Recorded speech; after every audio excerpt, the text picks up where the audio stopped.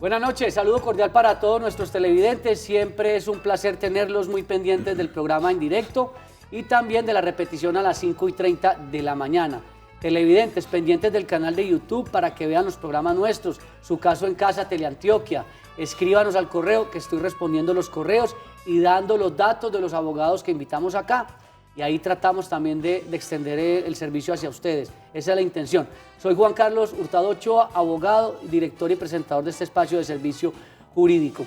El tema de los fondos de pensiones sigue siendo novedoso, sigue generando mucha expectativa, porque todavía las personas dicen, bueno, ¿y a qué fondo me afilio? ¿A qué régimen me afilio? ¿Cuándo me debo cambiar? ¿Qué debo tener en cuenta? Si voy a hacer aportes sobre un salario mínimo, ¿es lo mismo que me queden colpensiones en un fondo privado? ¿Habrá reforma pensional? Bueno, todo esto lo vamos a tratar hoy con el doctor Orlando Hidalgo Campo. Doctor Orlando, muchas gracias por estar con nosotros. El doctor Orlando, como bien lo saben nuestros televidentes, él es abogado, especialista en Derecho Laboral y de la Seguridad Social, ha estado muchísimo tiempo también en la rama judicial, es docente y conoce mucho sobre los temas laborales y de pensiones. Doctor Orlando, gracias por aceptar nuevamente la invitación. Juan Carlos, buenas noches, televidentes, buenas noches. Sí, trataremos hoy de resolver muchas inquietudes, de adelantar un poco el tema de los regímenes pensionales que existen en Colombia, cómo se manejan los fondos privados, cómo se maneja el único fondo público o el fondo público que es administrado por Colpensiones, es la única administradora del fondo público. Si es beneficioso irse de los fondos privados hacia Colpensiones, porque mucha gente ve estos programas, oye los amigos hablando diciendo, vea, los abogados estuvieron diciendo que nos cambiemos del fondo privado para Colpensiones, pero realmente no es que todos salgamos corriendo a irnos de los fondos privados para Colpensiones. Pidamos asesoría con un grupo de abogados o con un abogado que maneje el tema, experto en el tema, porque cada caso es especial. No a todo el mundo le conviene irse del fondo privado para Colpensiones. Hay a quienes es indiferente que se quede en el fondo privado o no. Entonces, estamos prestos a resolver todas estas inquietudes. Bueno, para ustedes ubicar al doctor Orlando Hidalgo, porque a veces nos preguntan, ¿y cuál es el teléfono del doctor? ¿Dónde lo conseguimos? ¿Dónde es la oficina? Es el 322-2552. 322-2552, se llama al doctor Orlando y a sus asistentes allí y coordina la cita para revisar los casos específicos. ¿Por qué dice el doctor Orlando que cada caso es distinto? Porque siempre, es que a mi vecina tal cosa, es que a mi compañero tal cosa. Porque no es lo mismo, doctor Orlando, quien ha estado en un fondo privado y ha hecho aportes, por ejemplo, sobre un salario mínimo. No es lo mismo quien ha hecho sobre 2 o 3 salarios mínimos y de repente le puede servir más estar en Colpensiones que en el fondo privado. Empecemos con algunos ejemplos. Sí, Juan Carlos. Digamos inicialmente, desde el punto de vista económico, ¿para quién es más beneficioso irse de un fondo privado para Colpensiones? Aquellas personas que estén cotizando o que hayan hecho cotizaciones en un promedio de 2 salarios y medio mínimos hacia arriba. En este momento, 8 por 2, 16, 1.600.000, 1.700.000 más o menos hacia arriba, le es beneficioso, haciendo pues unos cálculos, irse para Colpensiones desde el punto de vista económico. Pero no solamente es la parte económica, hay personas, como decía Juan Carlos, que han cotizado toda la vida sobre el salario mínimo y en un fondo privado posiblemente no se llegue a pensionar porque no tiene el ahorro suficiente o porque no le da las semanas para adquirir la garantía de la pensión mínima. Pero estando en Colpensiones posiblemente sí tenga derecho a la pensión, porque en Colpensiones solamente le van a exigir 2 requisitos, semanas 1.300 y la edad, mujeres 57 y hombres 62. ¿Sabe qué nos pasó en el transcurso de esta semana para que lo discutamos? Porque creo que usted también llevó en su oficina o está llevando un caso similar de una persona que ya cumplió la edad, 62 años, tiene un capital en el fondo privado de más de 100 millones de pesos. Y mire lo paradójico, él no quiere que le den la garantía de pensión mínima en el fondo privado, sino que le den la devolución de los saldos, porque él dice, yo con estos recursos lo que puedo hacer es fortalecer unas viviendas que él tiene para generar una renta, y dice, yo con eso pues me sale mejor que tener salario. Y el fondo privado diciéndole, no, es que le queremos dar la garantía de pensión mínima. Entonces, lo que unos quieren no se los dan. Es una cosa muy extraña. Sí, ¿Qué hacer en esos casos? Y además que el señor dice que tiene otros ingresos, ¿y entonces qué? Y televidentes, cuando hablamos de la garantía de pensión mínima, es lo que yo les digo a las personas que nos visitan en la oficina. Eso es una pensión subsidiada, digámoslo así. ¿Por qué les digo yo que es una pensión subsidiada? Es porque el ahorro mínimo que debe tener en un fondo privado es, póngale, 220, 240 millones de pesos para poderse pensionar con un salario mínimo. A las personas que no tengan este monto ahorrado, que no es suficiente para el salario mínimo, ¿qué hace el fondo? Dice, bueno, usted no aplica, usted mismo no se puede subsidiar su pensión, pero vamos a mirar a ver si aplica para la garantía de pensión mínimo. ¿Cómo se fijan si aplica o no? Tiene que tener por lo menos 1.150 semanas cotizadas. Si tiene por lo menos 1.150 semanas cotizadas, entonces le dicen si aplica para la garantía de pensión mínima. ¿Y eso en qué consiste? Van al Fondo de Solidaridad y le dicen, este señor tiene 120 millones, le faltan 120 millones para cumplir el ahorro suficiente, tráigalo para acá para darle una pensión del salario mínimo. Requisito que tenga mínimo 1.150 semanas, pero hay otros requisitos, como le digo yo a la gente en la oficina, a usted le empiezan a esculcar, porque uno de los requisitos es que no puede tener ingresos superiores al salario mínimo. Si usted tiene ingresos superiores al salario mínimo, no aplicaría para la garantía de pensión mínima. Ejemplo, tiene un apartamento arrendado, tiene una tienda en su casa, tiene un negocio. Otro trabajo. Como le digo yo a la gente, o es propietario de un taxi que le deja unos ingresos, es propietario de medio bus, tiene el almacén. Y si esos ingresos mensuales superan el salario mínimo, no aplicaría para la garantía de pensión mínima. Lo más curioso es que algunos fondos privados, pese a que algunos dicen, es que yo reúno los requisitos, yo tengo otros ingresos, quiero la devolución de aportes, y el fondo a veces dice, no, no le vamos a devolver. Una cosa muy extraña, quien desea algo no le lo dan, y quien no lo desea lo obligan a que lo reciba. Sí, porque la norma es clara en ese sentido, Juan Carlos, se dice, pero a quien tenga ingresos superiores al salario mínimo no tiene derecho a la garantía de pensión mínima. Y lo que habla Juan Carlos es muy cierto, en la oficina tenemos varios casos de personas que le dicen, no tienen el ahorro suficiente, pero le dicen, usted aplica para la garantía de pensión mínima porque tiene más de 1.150 semanas. Pero esas personas dicen, yo con 200 millones de pesos que tengo ahorrado, que me los devuelvan, claro, y yo con eso los invierto y tengo unos ingresos superiores a ese salario mínimo. A mí no me interesa que me estén dando un salario mínimo de por vida. Yo sé cómo rentar ese dinero para que me dé más. Y uno va y esculca a esa persona, digámoslo así, y le encuentra que tiene un apartamento arrendado en más de 2 millones de pesos, que tiene una miscelánea, que tiene una microempresa, y los ingresos mensuales son de más de 6 millones de pesos. Y uno va y le dice al fondo, esta persona no aplica para la garantía de pensión mínima, devuélvale los aportes. No. ¿Y el fondo los fondos se ranchan, como se dice coloquialmente, y no. Tenemos personas que ya les empezaron a pagar la pensión y aún después de haberles demostrado que no aplica para la garantía de pensión. Eso me parece muy grave, doctor Orlando, porque creo que hasta a veces ni siquiera con la acción de tutela es procedente, porque como la acción de tutela, no sé si en estos casos no es como, digamos, como un derecho fundamental lo que está peleando ahí. Sí, no, ahí entonces el juez de tutela le va a decir, váyase por la vía ordinaria, demande. Ahí corresponde, en la oficina de una vez los direccionamos a una demanda a través de la vía ordinaria.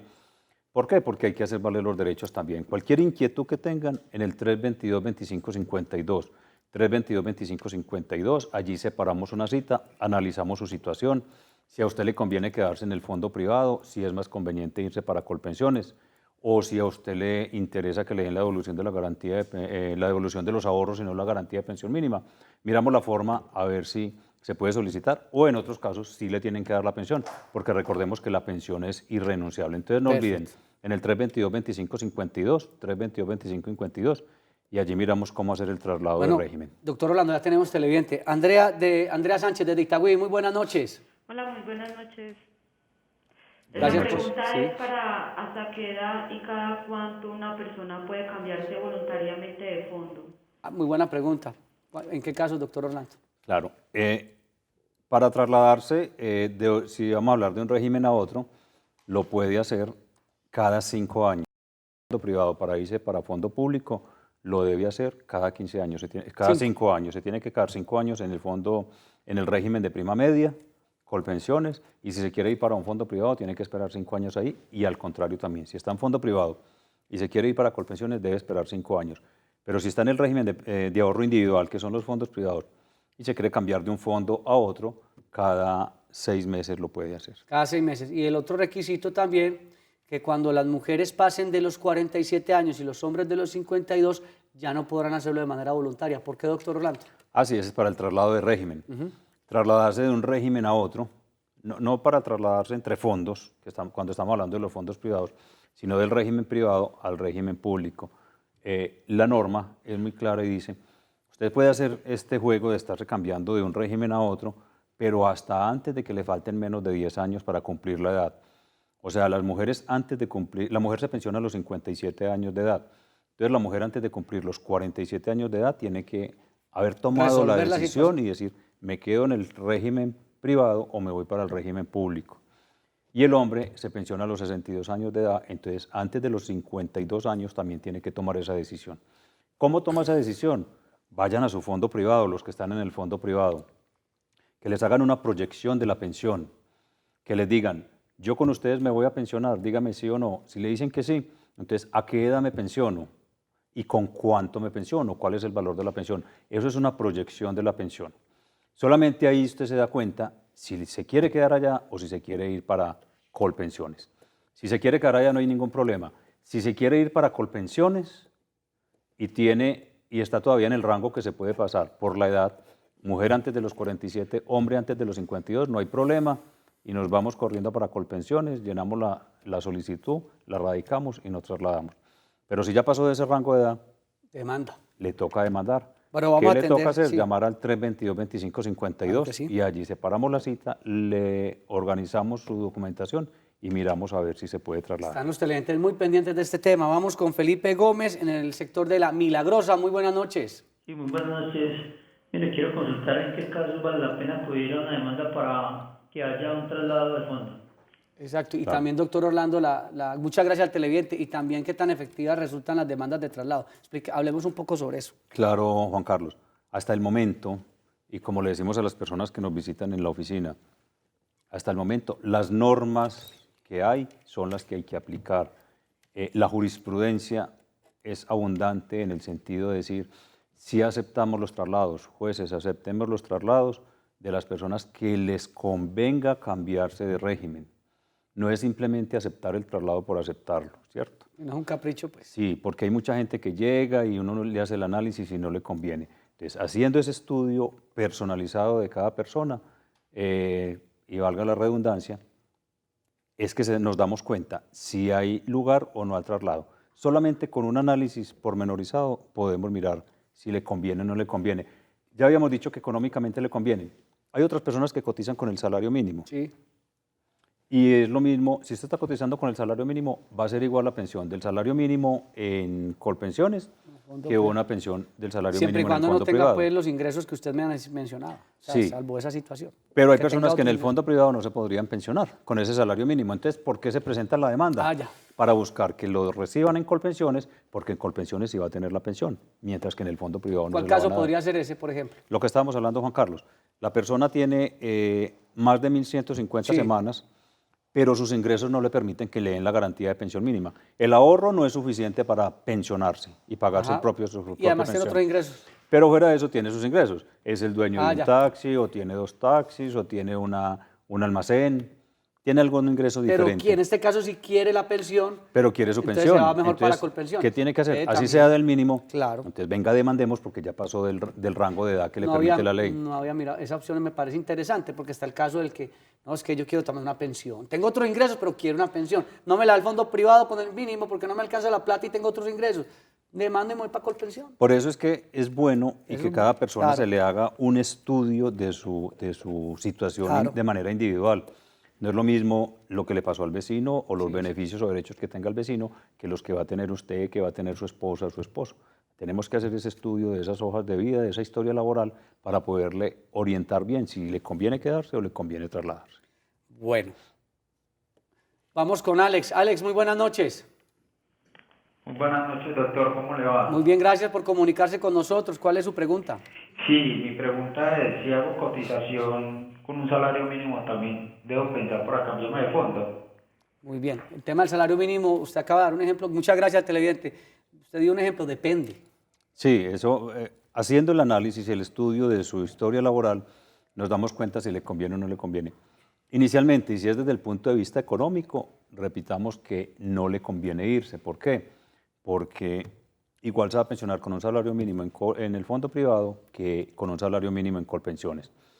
Pero si logra pensionarse en el fondo privado, entonces hay que hacer ese estudio a ver si se logra pensionar o no se logra pensionar en el fondo privado. Oiga, una pregunta que a uno de los ciudadanos, los televidentes preguntan muchísimo. Bueno, y entonces yo no me quiero pensionar y entonces yo le puedo meter plata y plata y plata al fondo privado y cuando tenga mucha plata decir quiero que me devuelvan la plata porque eso me genera unos intereses. O sea, renta más la plata en el fondo privado, diciéndolo así en términos muy coloquiales, que en Colpensiones. En Colpensiones te subsidia muchas cosas, pero a la hora de una indemnización sustitutiva es muy poco lo que devuelve.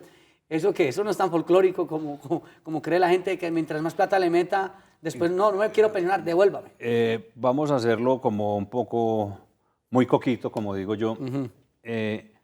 La gráfica de cómo se pensiona o la forma en que le hacen el cálculo en un fondo privado. Simplemente miran, recordemos que en el fondo público, que es Colpensiones, hay una sola bolsa, una bolsa común donde todos los que estamos en Colpensiones aportamos en esa misma bolsa. No se van a dar cuenta cuánto aportó Pedro, cuánto aportó Juan, cuánto aportó María. En los fondos privados, que es el régimen de ahorro individual, mire, desde el nombre se sabe ya, el régimen de ahorro individual, a cada persona le abren una cuenta de ahorro, donde esa persona va ahorrando, va ahorrando, va ahorrando. Tiene que hacer un ahorro suficiente para que de ahí, cuando cumpla la edad o cumpla el requisito para pensionarse, le empiezan a devolver mensualmente su misma platica para pagarle la pensión. Ese ahorro tiene que ser suficiente para que le dure su vida probable. Ejemplo, el señor va a pensionarse a los 60 años de edad, le van a decir su vida probable es hasta los 90, le faltan 30 años. Esos 240 millones de pesos que tiene ahí ahorrados, ellos les hacen unos cálculos en el fondo y le dicen, eso le tiene que alcanzar para pensionarlo, por lo menos con un salario mínimo. Ojo, pero no solamente miran la edad del que está cotizando, del aportante, le miran el grupo familiar y toman la edad del menor del grupo familiar. Si tiene hijos menores o hijos inválidos, digámoslo así, que van a ser beneficiarios de una posible pensión de sobreviviente y le van a tomar la edad de hijos menores. O sea que el monto de la pensión va a ser más bajito. Bueno, vamos a ir a una muy breve pausa y ya regresamos con más información sobre qué fondo me conviene más en un momento dado. Ya regresamos.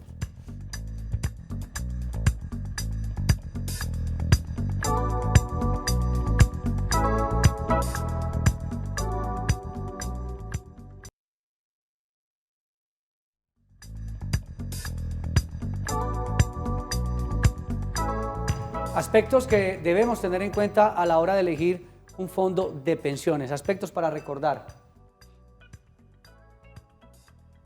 Antes de elegir un fondo de pensiones, revise bien sus expectativas porque hay grandes diferencias entre el régimen público de prima media que administra Colpensiones y el sistema de ahorro individual de los fondos privados.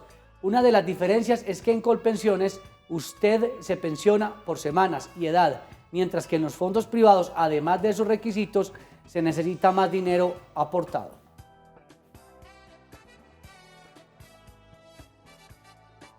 Otro aspecto importante es que en Colpensiones, como hay subsidios, los aportes que debe hacer para alcanzar una pensión razonable no son tan altos como en los fondos privados. En los fondos privados es mejor la devolución de saldos porque hay rentabilidad, cosa que no ocurre en Colpensiones. Cuando quiera adelantar una demanda de traslado de fondo, vale la pena si gana más de 2 salarios mínimos, es más o menos el tope que nos planteaba el doctor Orlando Hidalgo, pero igual si usted tiene una probable pensión de salario mínimo, también es un caso para revisar.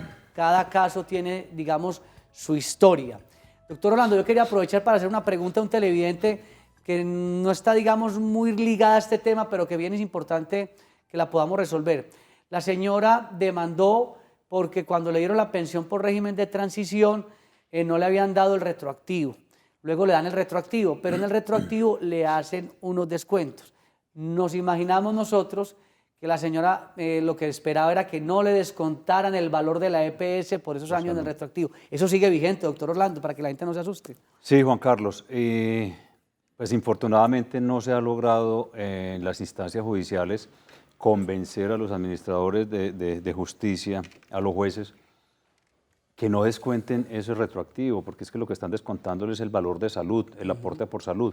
Ese 12% se lo descuentan de ese retroactivo de 1 año o 2 años, que ese pensionado no estuvo disfrutando o haciendo uso de los servicios de salud, que le tocó hacer uso de los servicios de salud por otro lado, porque todavía no tenía, no le habían reconocido su estatus de pensionado o no lo habían reconocido como tal, pero cuando llega y le reconocen ese retroactivo de los 2 o 3 años, le descuentan el aporte por salud, el 12% del retroactivo. Y lo que se ha tratado de decirle a los jueces, pero venga, si no ha disfrutado o no usó el servicio, no tuvo derecho a beneficiarse de él porque se le va a descontar. Dicen que eso es para el sistema. Exacto. Y que el sistema es general y ya estos procesos han llegado a la Corte Suprema de Justicia en su sala de casación laboral y dicen que no, que hay que aplicar la ley y se lo descuentan. No hemos podido. De pronto con el cambio de magistrados o alguna cosa, llegará alguno que va a opinar diferente, pero por ahora se enoja la gente, pero toca aguantar. A mí me sonará un poco agresivo lo que voy a decir, pero me parece que eso es como un enriquecimiento sin causa, un pago de lo no debido. ¿Cómo así que si yo 8 años no pude utilizar la EPS y me la van a cobrar, me la van a descontar de un retroactivo, además de todas las dificultades que seguramente tuvo ese pensionado para demandar, para lograr recuperar unos recursos y que fuera de eso por derecha? Yo estoy de acuerdo con que haya una solidaridad, pero la solidaridad tiene que tener una coherencia. Solidaridad es quien tenga con qué que aporte, pero que a la vez esté en el sistema y esté recibiendo los servicios. Eso lo manejan o lo miran desde el punto de vista financiero, y sí, ellos son los que hacen allá sus cuentas y dicen, hay que descontarlo, hay que descontarlo.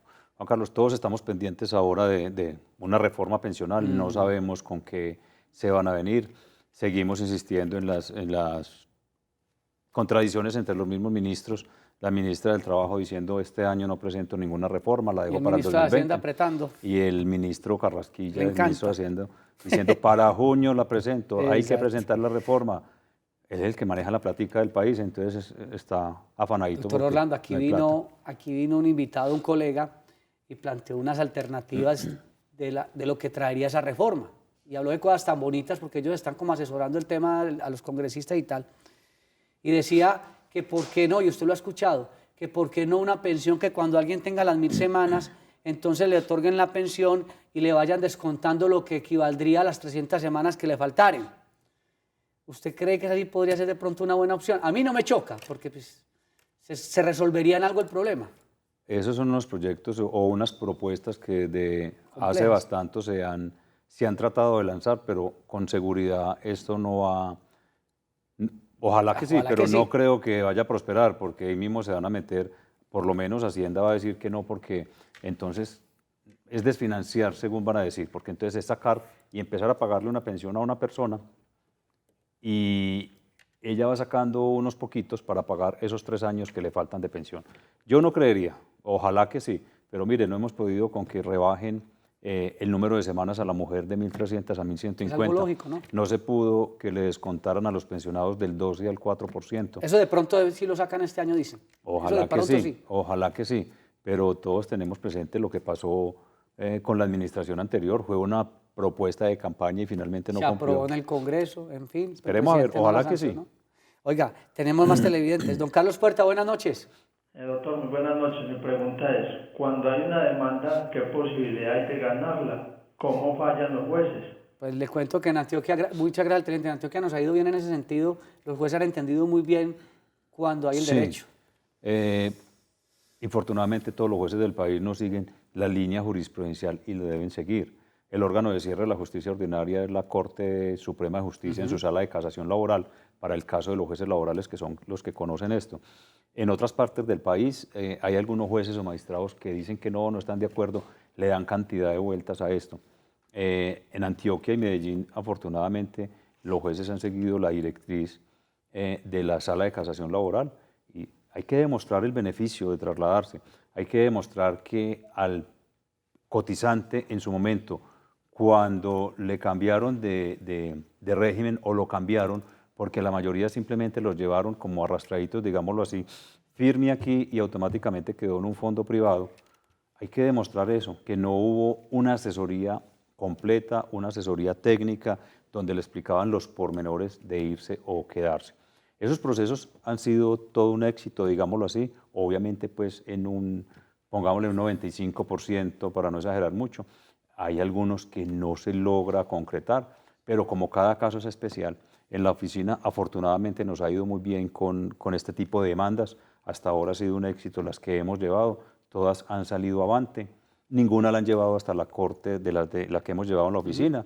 Todas han sido muy buenas en todo caso. Porque será, doctor Orlando, y usted que estuvo en la rama judicial muchos años, estuvo como juez y como magistrado, ¿por qué será que si está el precedente judicial, está la jurisprudencia y lo que usted dice, Corte Suprema de Justicia, el órgano de cierre, o sea, la última palabra en estos temas, porque algunos jueces y magistrados se enredarán con algo que además no es tan sencillo porque es que está tocando el futuro y bienestar de las personas que quieren llegar a la tercera edad con unas condiciones, con un mínimo vital? ¿Por qué será tan difícil seguir el precedente? Juan Carlos, igual la aplicación de la norma es de interpretación. Entonces al juez no lo obligan a que siga ese precedente. Hay sentencias de la Corte Constitucional que dicen que el precedente es obligatorio, pero el juez se puede apartar de los precedentes justificando el porqué. El juez cuando se aparta del precedente y no aplica lo de la Corte Suprema, simplemente justifica por qué. Pero televidentes, a todos los que estén en fondo privado, el consejo es: tratemos de irnos para Colpensiones, que es la mejor opción que hay en este momento. Bueno, doctor Orlando Hidalgo Campo, muchas gracias por estar con nosotros, muy amable. Estaremos muy atentos a los temas que usted nuevamente traiga a esta mesa para que los televidentes puedan compartir con usted, muy amable. Gracias, Juan Carlos. Televidentes, buenas noches. No olviden, 322-2552. Estuvo también con ustedes Juan Carlos Hurtado Ochoa en la dirección y presentación de este espacio de servicio jurídico. No se vayan porque ya viene la emisión central de Teleantioquia Noticias, porque Teleantioquia siempre te ven grande.